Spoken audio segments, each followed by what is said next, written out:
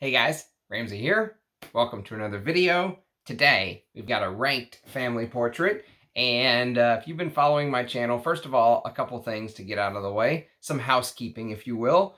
To all of the people that wished me good wishes and congratulations on the 1 year in perfume video. I very much appreciate it. Seeing everyone's face all come together, in the comments on one video. Was really touching. There was a ton of comments, maybe the most commented video I've ever had.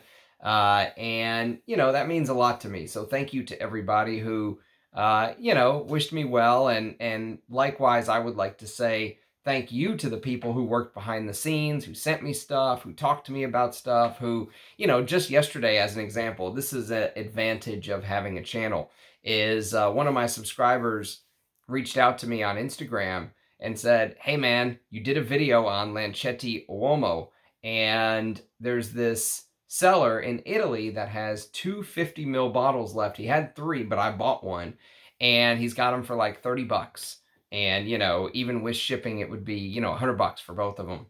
And he had the title wrong. He had it like a crazy title, like you never would have found it looking for Lancetti Uomo from 1983, but that's exactly what it was. And so I got them both. I got a great deal on it, which those are impossible to find in the States. So to everyone who has done stuff, and it's not just that, it's people sending me samples, making recommendations of things for me to sniff, coming on live streams and chatting. And, it's been an amazing first year. It flew by. It feels like just yesterday I did my very first video. It feels like just yesterday I had to be pushed to do my first video. I didn't want to, actually. I thought it would kind of ruin the magic or the mystery of wearing perfume, because I wear perfume for me, right? And I thought maybe talking about it would kind of, erode that magic somehow. And while I can't say it has eroded it, it has given me, so many different lines and so many different avenues to sniff things that I never would before. So for that, I am eternally grateful. On the other side of the coin, there is a bit of pressure that comes with having a channel, especially when you set goals for yourself and you want to reach those goals, right? And you have a little bit of weight on your shoulders. And even though it's not something that I really let get to me, it's always there. It's something that I want to do for you guys. I want to do these videos. I want to put them out. I want to share my thoughts and have them down on YouTube for however long they're going to be here. And so it's a little bit of give and take, but I have much more on the positive than the negative side for me as far as having this channel. It has been a revelation. It is something that I wouldn't change for the world. The connections I've made, the people in FragCom are just amazing. There are so many grade A, top-notch people that I've come across in FragCom that, most of the people that you run across in the world, like, I call them like F off people, like they just, they'll blow right past you on the street, bump you with the shoulder, not even look back, mumble something nasty under their breath, or, they're people who they think they're too busy, they think they're better than you, they think, whatever it may be. And very rarely have I found a community that has so many open, honest, giving, caring people that, want to share the experience, the love of perfume and fragrances with other members in the hobby. And so it's been a great start. So I just wanted to say thank you. Hopefully this is the first year of many. So if you've been following my channel, you know that I have been ranking my family portraits, and I did all of the big houses, the ones that I have a ton of bottles for already. The last one I did was Frederick Mall, and I think that was a top 15 if I'm not mistaken. This is going to be a top 12, and this is going to be a Bortnikoff ranked family portrait. And this has been requested by many people. In fact, someone left a comment recently talking about one of Bortnikoff's Oud fragrances and how expensive it was, compared to a Frederick Mall like the Night. And, it's something that I think people get use out of this because they can kind of see where I rank these as far as my favorites to wear, which ones to maybe sample or go for first. And so, so let's get started. This is going to be a top 12 countdown, Bortnikoff countdown. But before we do that, we are going to do Scent of the Day, as is customary on Channel Ram. And Scent of the Day today is actually a Roja. And it's a Lacorde box, my lord. Can you guess which one it is? Well, it's either 1 or 3, because I don't have 2. But this is Parfum de la Nuit number 1. Beautiful presentation. You do have to give it to Roja. Top-notch presentation, which you got to wonder how much you're paying for. The silk right here. You know, the Lacorde box with the hinges. Magnetic box. You know, his little autograph. All of that costs money. And they even put a little piece of felt down on the bottom so it doesn't slide.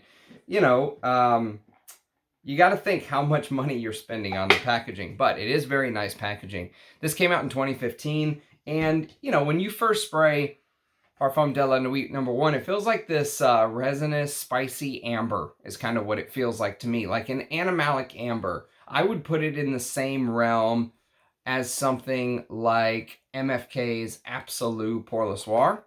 You know, they don't smell alike, but they feel alike, if that makes sense. They're both animalic ambers. Roja's is a little heavier on the Cistus labdanum, as is most Rojas. And there's other things going on here that you don't really get in the MFK, but then the MFK has some stuff that's going on that's not here. This has a dose of Cypriol in the base. I wish the Cypriol was turned up. It also has a dose of civet in the base. I wish the civet was turned up, but it's a Roja, so, you know, he tries to keep everything classy and wearable at all times and not too animalic for the most part. And there's clove and cedarwood, vetiver, patchouli, guaiac wood, vanilla, but it's really about the resins, the tolu balsam, the benzoin, the styrax, the cistus labdanum, the tonka bean. It's that warm, ambery, resinous, spicy thing. And it is very nice. Is it worth $1,400? Hell no. But if you can get it at discounters, you know, and you're a Roja fan, it's a good one. It's not my favorite Roja, but it is a good one, especially for the winter. All right, so let's get started. Top 12 Bortnikoffs. Now, for those of you that don't know Bortnikoff, just high-level, quick overview on the house. So Dmitry Bortnikoff started his career with Russian Adam. Actually, they were partners in a venture called Feel Oud. And Feel Oud, they were Oud distillers. That's what they were. And they distilled Oud. And eventually, they each decided that they wanted to take the next step. And the next step for each of them was starting their own brand. Russian Adam founded Arij La Doré, and Dmitry Bortnikoff founded Bortnikoff. And they went their own way. So if you listen to my interviews with Russian Adam, by the way, for those of you who are new to the channel, I think some of the best content that I've ever put out has been the interviews with perfumers like Russian Adam or Liz Moore's of Papillon. There's a playlist you can click on called Interviews, and it will, you know, get you straight to the interviews where you can view them all. Some of the best content out there. Some of those Russian Adam interviews were, I mean, it was just amazing sitting and chatting with him, and he really is an amazing gentleman, and so humble too. It's somebody who reached such heights, you know. To be that humble just really shows his character. So I love supporting him, and I love his work. And he's an amazing human and a great friend as well. But so I got to know Russian Adam, and I got to learn more of the backstory between the two. You know, I always thought that there was more collaboration between them. There's not. In fact, pretty soon, coming up in the next, hopefully within the next 2, 3, 4, 5 months, I don't know exactly how fast it's going to come out, but they have a collaboration that they're working on for the very first time. And Russian Adam was very strict on not wanting to smell Dmitry Bortnikoff's work, because even they came from the same, you know, They kind of started and came up in the industry the same way, but they wanted to make sure that they each had their own style, okay? And they did that by being very strict around each other and making sure that their styles didn't blend over. Just because they were oud distillers, they each have their own distinctive style. 100% they do. It's very easy to tell the differences between the two perfumers. And so I have 12 fragrances we're going to discuss from Bortnikoff. So before I get started, one thing I do want to mention is that I did a live stream, and it was titled like a very Bortnikoff holiday season or Christmas or something like that. You can go check that live stream out, where I blind tested 3 of Dmitry Bortnikoff's newest scents. And I'm a huge Dmitry Bortnikoff fan. I love his work. I have never come across anything I didn't like until that live stream. And so the last 3 on the list, number 12, number 11, and number 10, are all the Cologne versions, his brand new 2022 release of these colognes that he's putting out. I really did not like them. My least favorite was Cologne de la Terre. And Cologne de la Terre was the pear one.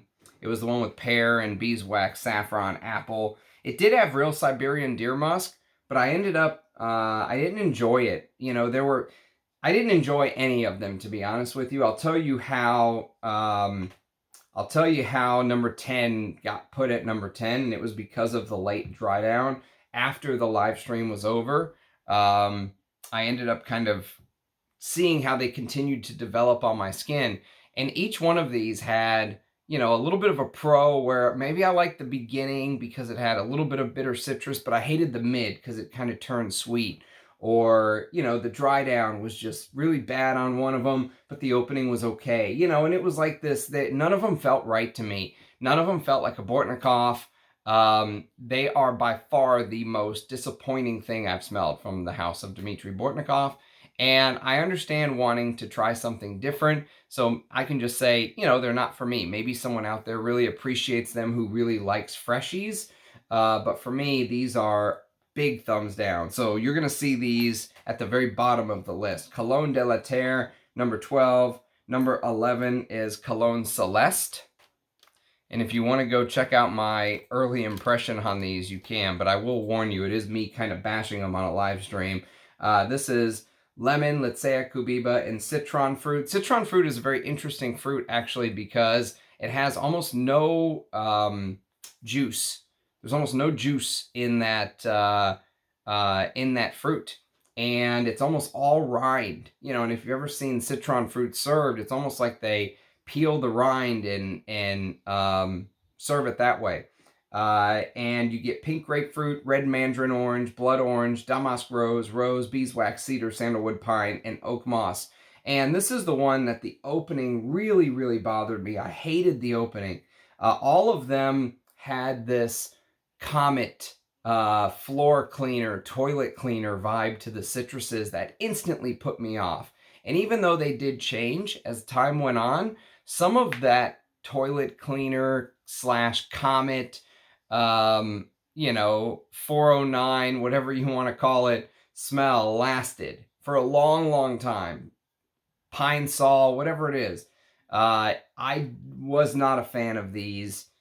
And I assume they're not going to be well received by Fragcom. But my most favorite one ended up being one that I thought I did not like, actually. It ended up being a little bit of a dark horse because of the dry down, and it's called Cologne de Feu.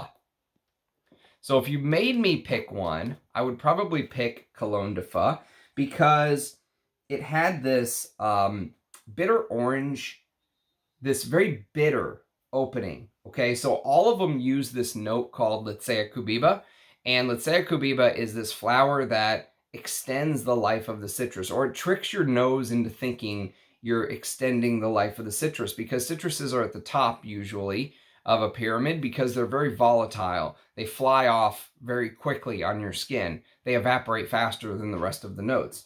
And so citruses are very volatile notes. And so what Sayat Nova does is it almost like imitates a citrus to your nose. Even though it's a flower, it makes the citrus feel like it's lasting well into the dry down. All of these have that, let's say, a Kubiba note, okay? But what I liked about Cologne de Feu initially was this bitter opening.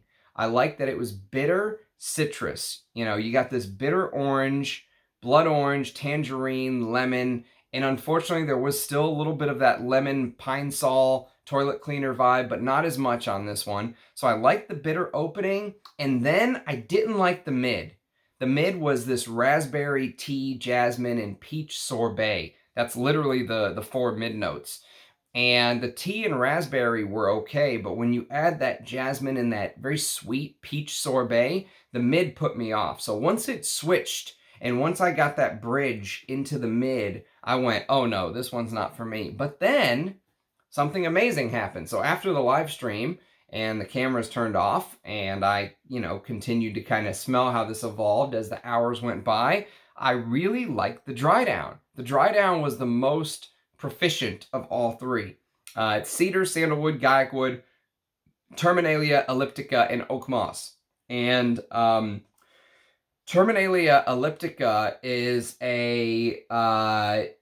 a wood that we actually talked about a little bit on that live stream. I think it was referred to as crocodile wood. And somebody, I don't know if there were a perfumer or not, but someone in the live stream mentioned that Terminalia elliptica is a wood or a tree that is normally used in conjunction with oud. So it works well with oud.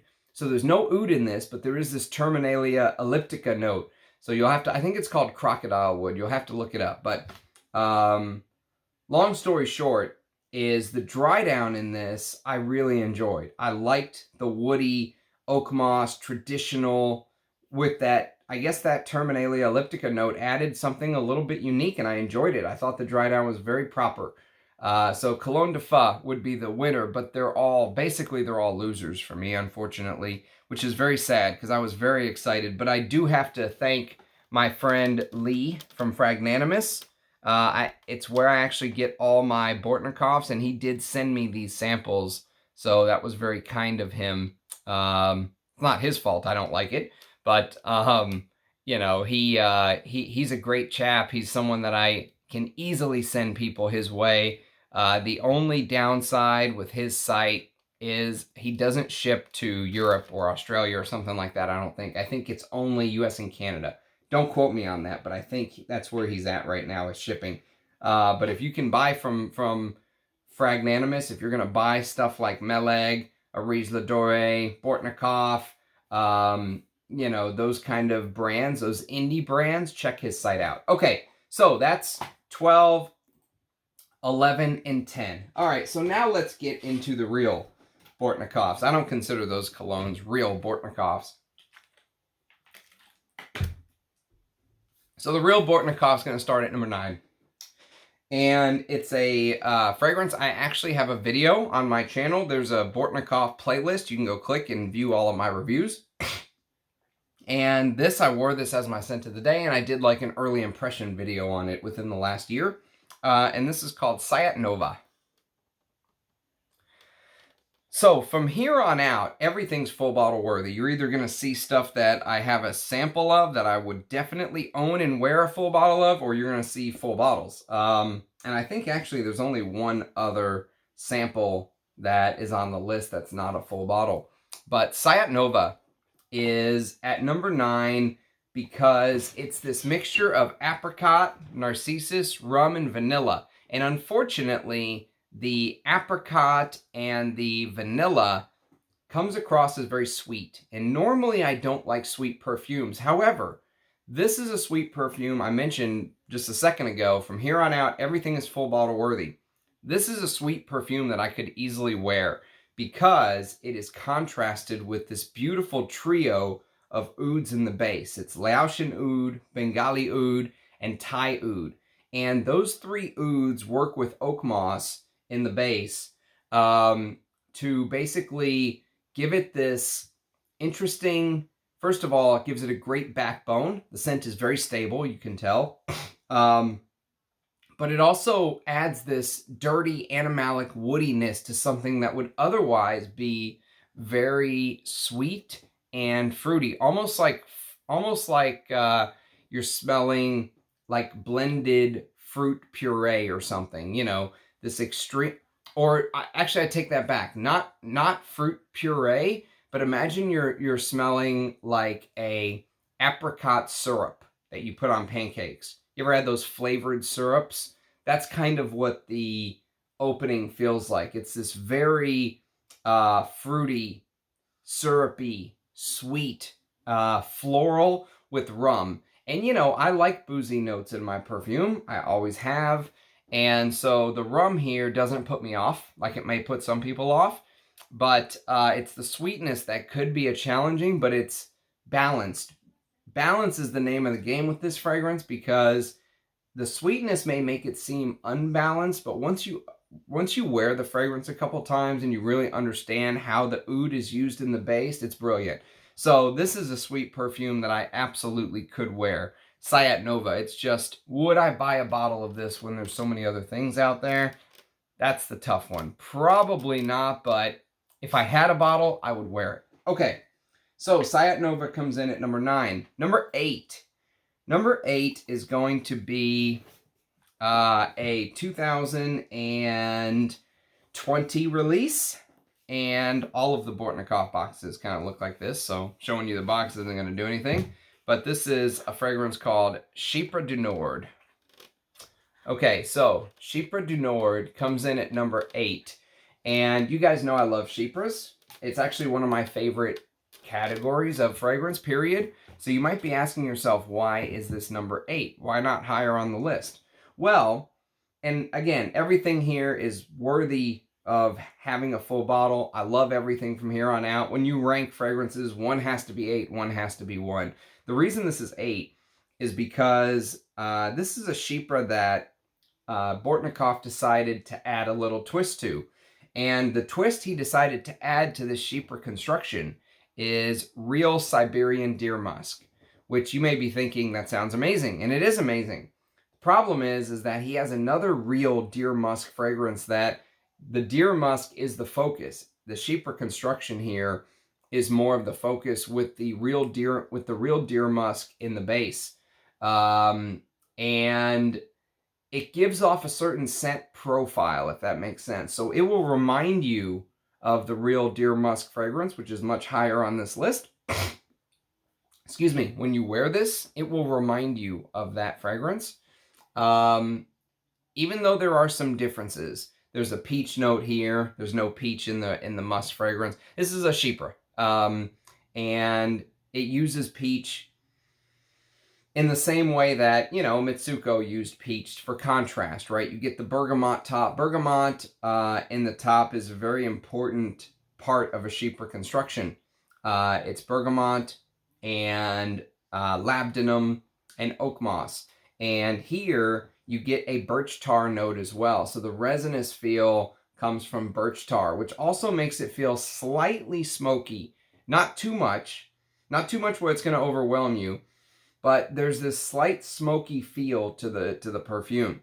And there's a big note of nutmeg.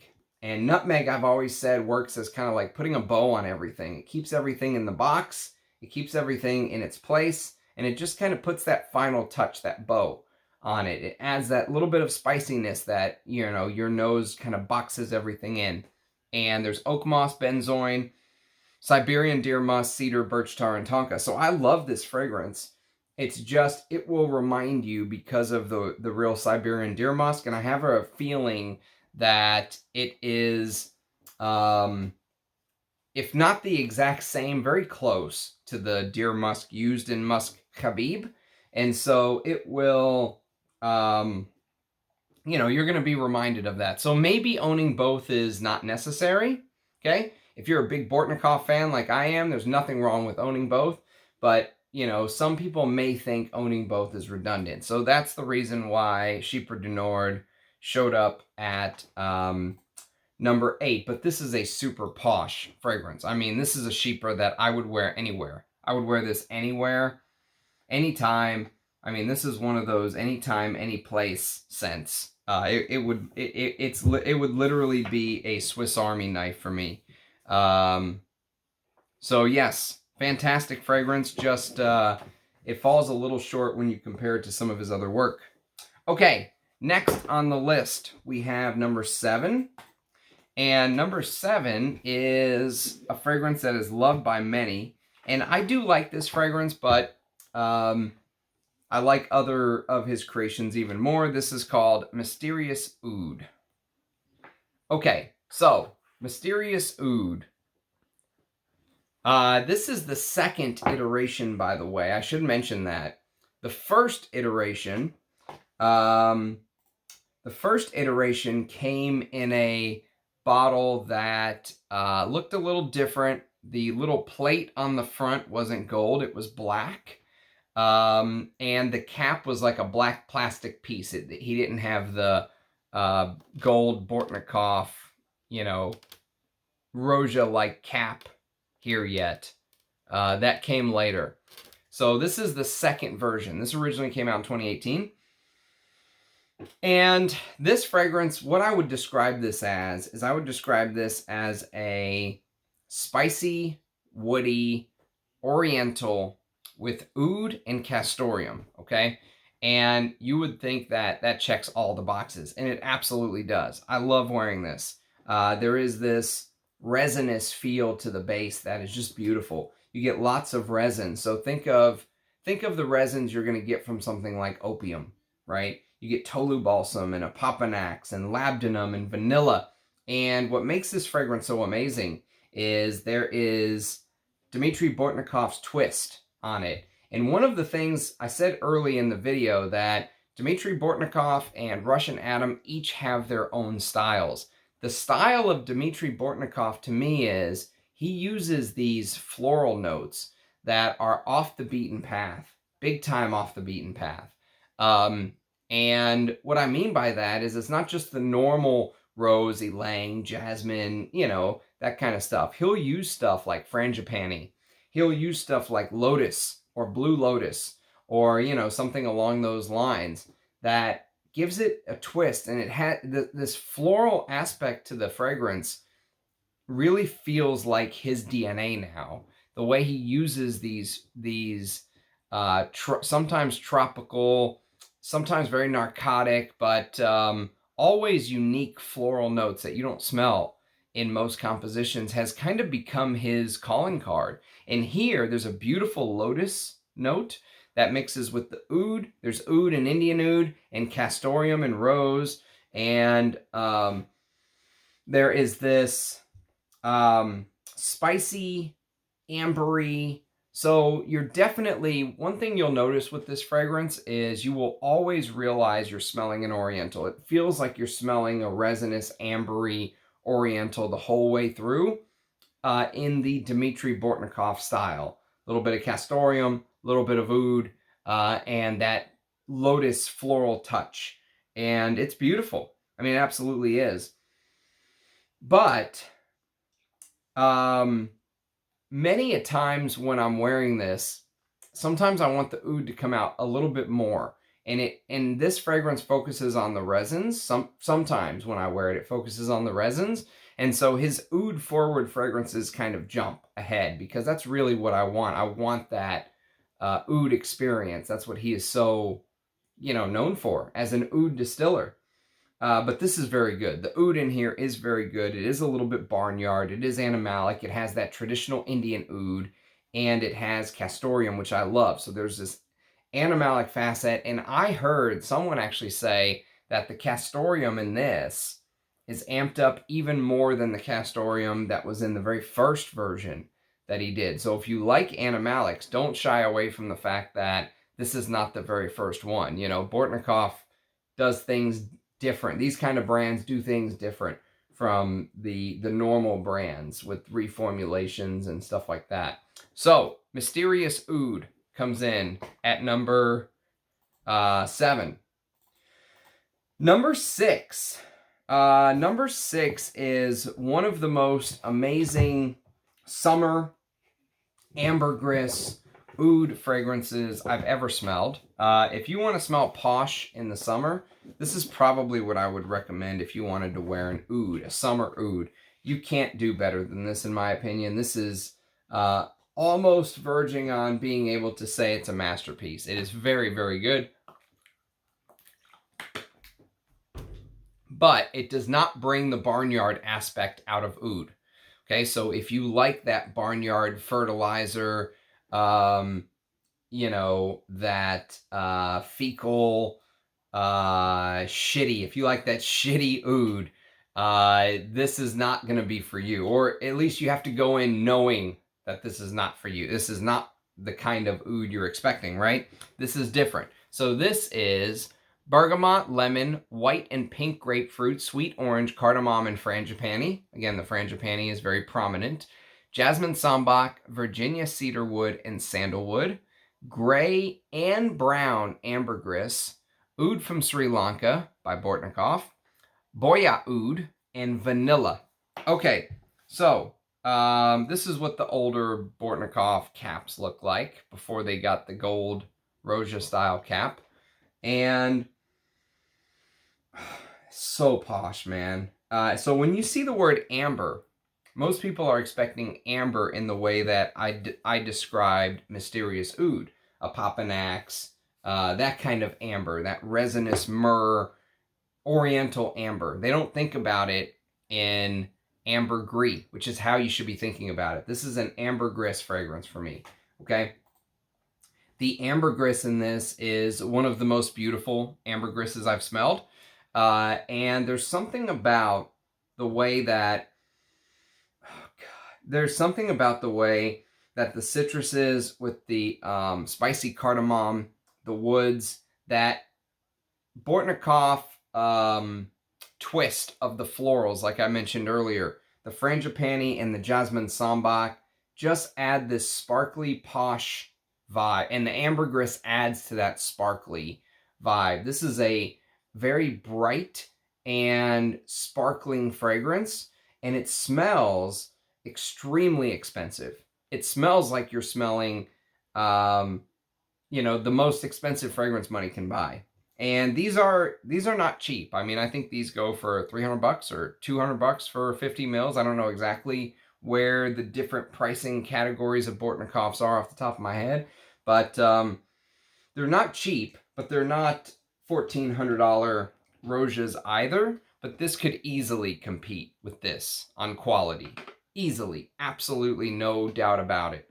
And I'm wearing this today, so I can vouch for it.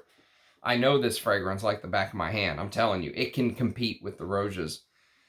But I found that this fragrance works best in the heat. This is not a cold weather fragrance because it has that, you know, it has that bright sunshine.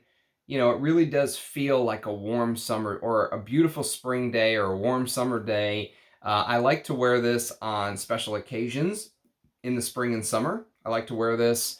You know, what's a holiday in you know, something like Father's Day, or is Father's Day in spring or something? I don't even know. I don't know my holidays, but you know, my birthday, for example, is in April, so this is a perfect scent for my birthday. Something like that, you know. A occasion where you're going to go out and celebrate with friends and family. Amber cologne is absolutely glorious. And then we've got number 5, and this is the Bortnikoff that if you said, Ramsey, I'm going to let you pick a Dmitry Bortnikoff fragrance, and it'll arrive at your front door. Which one do you want? I would say Tabac Doré.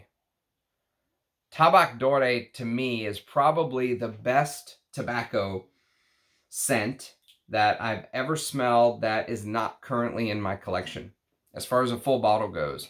You know, Arise Doré did kind of a tobacco thing with Manly, but I like this better, actually. I like Tabac Doré better. It feels much deeper, denser. It feels like you're standing in a humidor. and you're smelling all of the different types and variations, and you've got the dark leaf, the light leaf cigars, the Romeo and Juliet's, the Monte Cristos, all the different cuts, all the different smells. This feels like you're just in a humidor, just taking all of that in, right? The different types of tobacco, where they come from, Haiti, Dominican Republic, Cuba, they all have their own kind of feel depending on where the tobacco was grown. And this feels like you're smelling it all. Like you've got 300 variations of tobacco, and they're all just blended into this Tobacco Absolute. And actually, I read that Tobacco Absolute is one of the most, it's one of the most complex scent molecules your nose can smell, because it has so many aspects to it. Sometimes it can smell green. Sometimes it can smell dry and hay-like. Sometimes there are even these fruity aspects to tobacco. Sometimes there's floral aspects to tobacco. Tobacco plants actually do grow these little flowers on them. And so there is so much going on in the scent. There is a little bit of vanilla, but it never goes too sweet. It's vanilla absolute, and it's right there from the beginning. You'll get vanilla, and you'll get this lovely ambrette, and it mixes with the cinnamon, benzoin, Tobacco Absolute, and fig just adds that contrast, just a little bit of fruitiness. The tobacco is the star of the show, and star of the show number 2, right there with the tobacco, is the oud. There's multiple types of oud in this again, so it's like a tobacco with a beautiful oud dry down, Thai oud and Vietnamese oud, and resins. So the Tolu balsam, the Peru balsam, the labdanum, it just kind of complements the tobacco in a beautiful way. This is a beautiful fragrance and 100% full bottle worthy. The highest sample on the list, Tabac Doré at number 5. Number 4 is the aforementioned musk fragrance that I was discussing. This is Musk Khabib. All right, so Musk Khabib is one of my favorite musk fragrances. Actually, I used to say that it was my favorite musk fragrance until I got a chance to smell Siberian Musk by Aries La Doré. Now that's my favorite musk fragrance, but I don't have a bottle of, I do not have a bottle of Siberian Musk, but I do have a bottle of Musk Khabib, and this is beautiful stuff. It's so good. So again, the musk will remind you of Chypre du Nord, and that's probably the biggest downfall for someone that has both, because there is that deer musk or Siberian deer musk or whatever they want to call it in the dry down here, and there's bergamot, cardamom, and nutmeg. And again, you're going to see how closely the note listing align. There's no peach like in Chypre du Nord, but there is ylang-ylang. So there's ylang-ylang, cedarwood, Tolu balsam, ambergris, real ambergris, deer musk, oak moss, vetiver, tonka bean, and vanilla. And, when I smell musk, it's almost like this holy experience. Like I'm brought back to, somewhere special, somewhere holy, somewhere of deep importance, whether that's a church or a mosque or a place in the outdoors or wherever that special place is for you. There is this feeling of, there is this feeling of trying to look beyond with this scent of, looking up at the stars and feeling just how vast everything is and how small we are, because there's this sparkliness. The ambergris lends this sparkliness to the musk.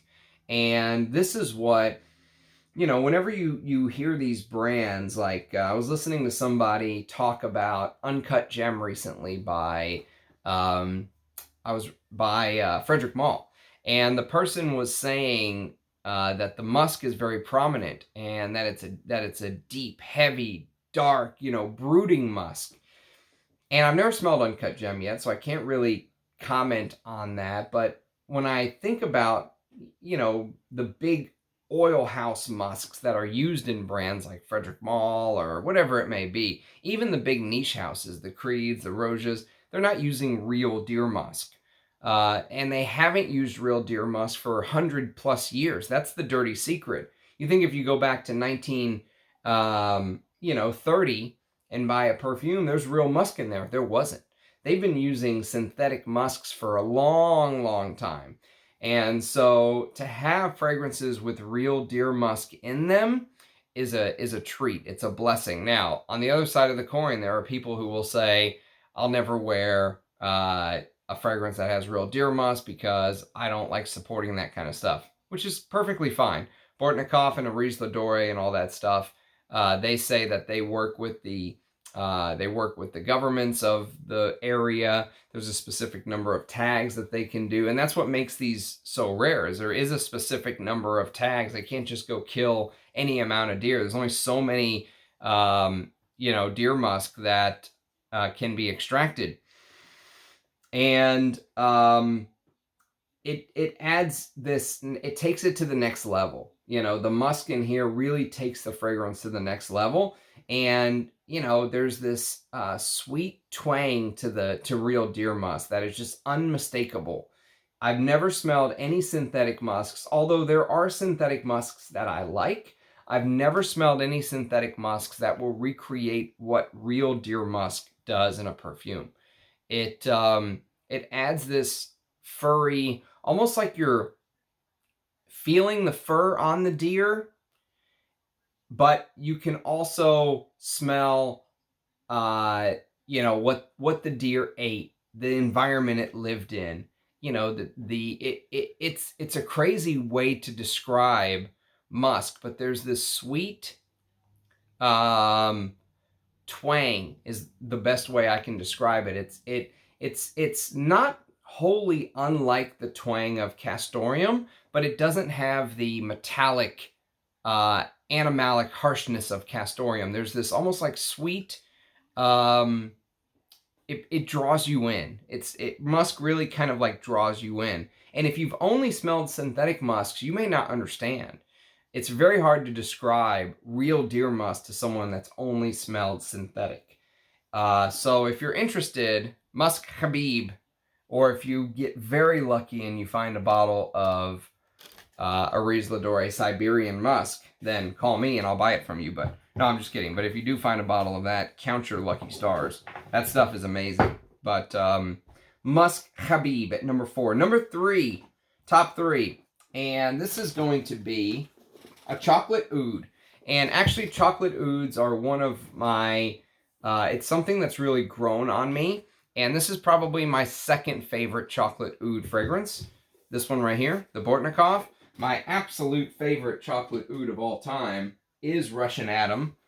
And it is Oud Doré's Russian Oud. This stuff is out of this world, man. I can't even begin to describe how beautiful the cacao and oud combo and amber combo in that fragrance is. So Oud Monarch comes in at number 3, and it's my second favorite chocolate oud fragrance out there.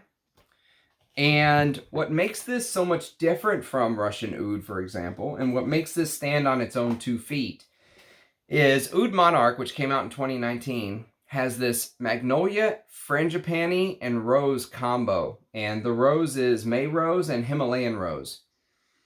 And the floral bits at the beginning are very amped up. Few people talk about the florals. Everyone talks about the cacao and oud, and that is the main part of the scent. This is a chocolate oud scent, hands down, 100%. It's 100% chocolate oud. But the florals in the top of this may be one of the best.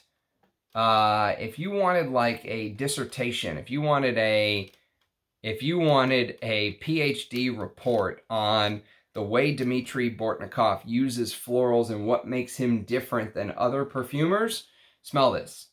Just smell Oud Monarch. Smell the top. Let it dry down and let those florals just melt into the rest of the fragrance. It is, it's so special. The florals in here are so special. He does florals in a way. And, what's interesting is I don't know if it's something that he kind of really worked on, or if it's something that just came natural to him, that this use of florals that's so unique, and you know, it really makes his work stand out. It highlights his work beautifully. It gives it a different twist. No one else is using Magnolia and Frangipani. I don't even think that's a combination I've ever seen before, ever. And the Oud is woody and somewhat animalic. There is Thai Oud and Papau Oud in here. And Oud Monarch, Oud Ko Chang, which is a Feel Oud creation. Cacao, civet, castoreum, labdanum, and vanilla. And the Oud in here is not as animalic. It's not as barnyard as the last two that I'm about to show you, my two favorites. But it's such a beautiful combination with that Oud and ambery labdanum and chocolatey cacao. Beautiful, beautiful combination. Very wearable. You know, if you think my favorite two Ouds I'm going to show you are a little bit too animalic and too barnyard, and you want one that's more wearable in more situations, Oud Monarch is that fragrance. I could probably even get away with wearing this to work. Seriously, it's a beautiful fragrance. Some people may come up and say, what the hell are you wearing? But I don't think this would really offend or put anyone off, kind of thing, you know? So, there you have it. Oud Monarch, number 3. Number 2 is a fragrance that just came out last year. And this fragrance I called a return to form for Bortnikoff.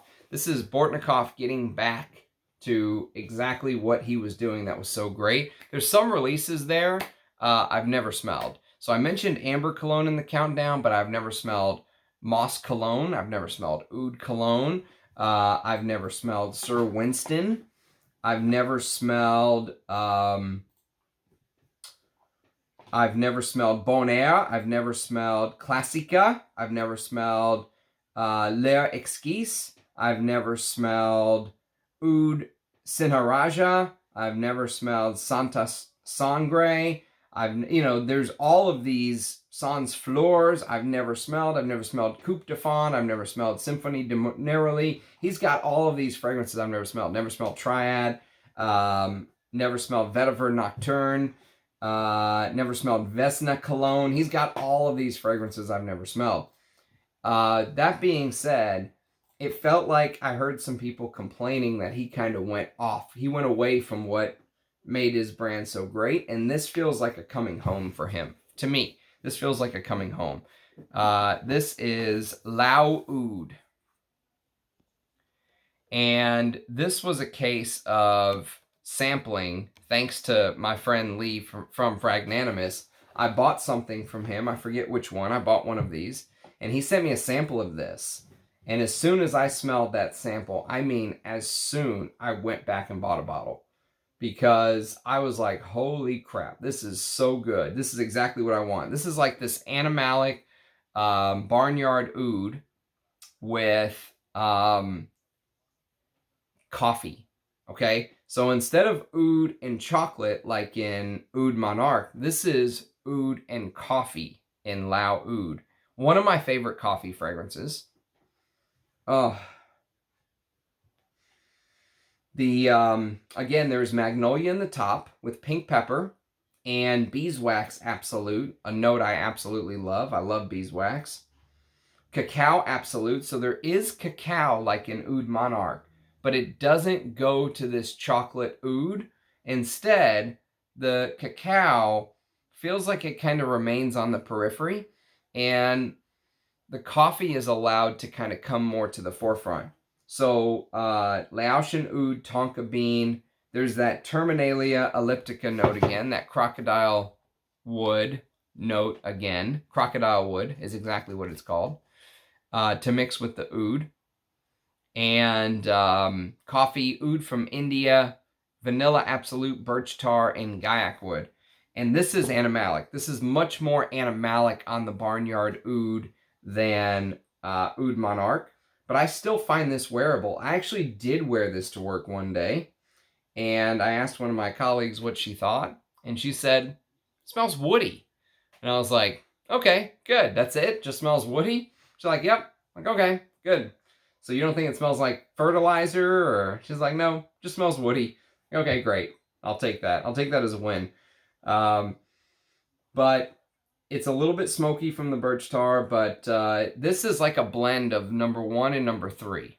Okay, so when we get to number 1, you know, think about that. This Lao Oud is like a blend of number 1 and number 3 combined. So it takes kind of those softer elements of Oud Monarch, and it mixes them with kind of the harsher elements, the more animalic elements of my number 1 Bortnikoff, my favorite Bortnikoff, and one of my favorite, just what I would call out and out oud scents that focus on the oud. The oud is the highlight of the scent here, and everything that's done to me is done to kind of it's done to put a picture frame on the oud, if that makes sense. So this is Oud Maximus. Now, this is the 2020 version, okay? I've never smelled 2018 or 19. So this is a 2020 version. And again, I've never had any problems with reformulation when it comes to Bortnikoff. But Oud Maximus 2020 is...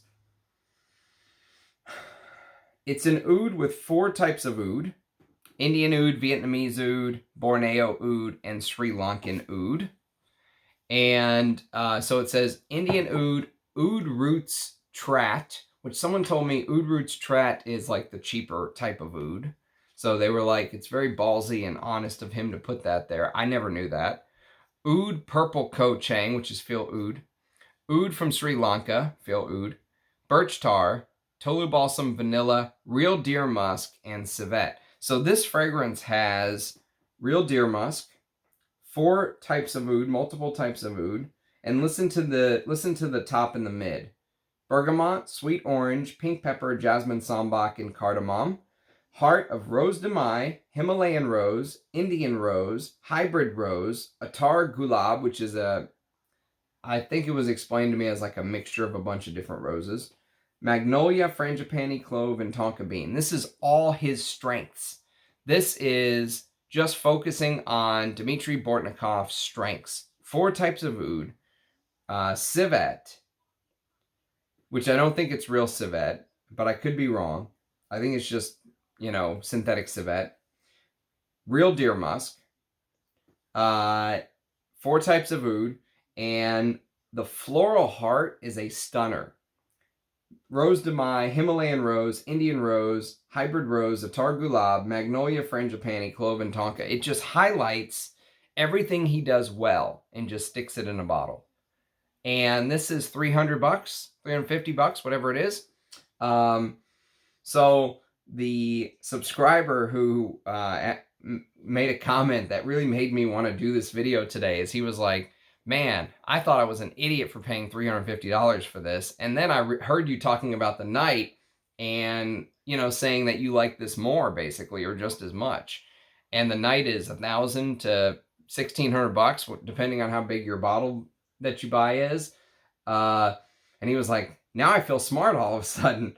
And, you know, this fragrance does punch above its weight class if you put it in that context, because this can compete directly with the heavy hitters. This can compete with the Ensar Ouds. This can compete with the Night.